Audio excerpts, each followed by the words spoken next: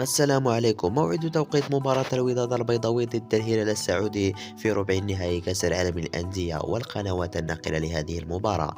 يشارك فريق الوداد البيضاوي في كأس العالم للأندية لكونه بطلا لدوري أبطال إفريقيا، ويشارك الهلال السعودي في كأس العالم للأندية لكونه بطلا لدوري أبطال آسيا.